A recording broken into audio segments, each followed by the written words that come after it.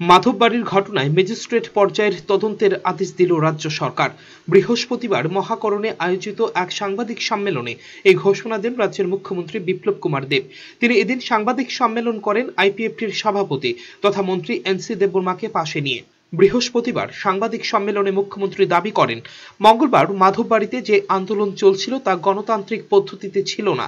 আন্দোলনকারীরা পুলিশের উপর লক্ষ্য করে পাথর ছুঁড়েছে এবং দোকানপাটে আগুন ধরিয়ে দিয়েছিল, তাই বাধ্য হয়ে পুলিশকে গুলি চালাতে হয়েছে। এদিন মুখ্যমন্ত্রী দাবি করেছেন, গুলি চালানোর আগে পুলিশ জল কামান, টিয়ার গ্যাস এবং লাঠি চার্জ করেছে, কিন্তু প্রত্যক্ষদর্শীদের মতে মঙ্গলবার জল কামান থেকে কোনো জল নিক্ষেপ করা হয়নি, তাছাড়া লাঠি চার্জও করা হয়নি বলে অভিযোগ। এদিন মুখ্যমন্ত্রী বলেছেন, গুলি চালানো হয়েছে হাঁটুর নিচে, কিন্তু প্রত্যক্ষদর্শীদের মতে টিএসআর জওয়ানরা সেদিন বেপরোয়াভাবে গুলি ছুড়েছে। মুখ্যমন্ত্রী জানিয়েছেন, ম্যাজিস্ট্রেট লেভেলের আধিকারিকদের দিয়ে গোটা ঘটনার তদন্ত করা হবে।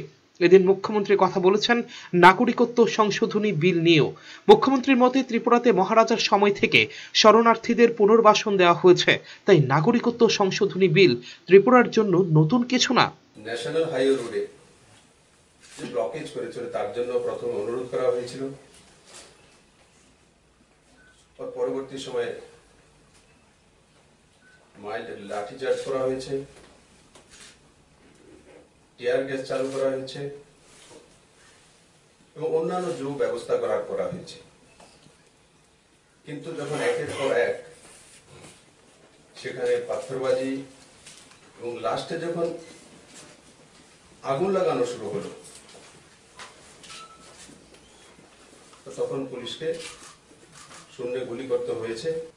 স্বাভাবিকভাবে পুলিশ যেভাবে গুলি করে, যে হাঁটুর নিচে গুলি করতে হয়।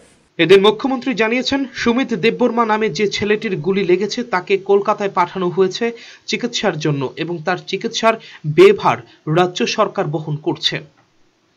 ব্যুরো রিপোর্ট, চ্যানেল 3 রাত।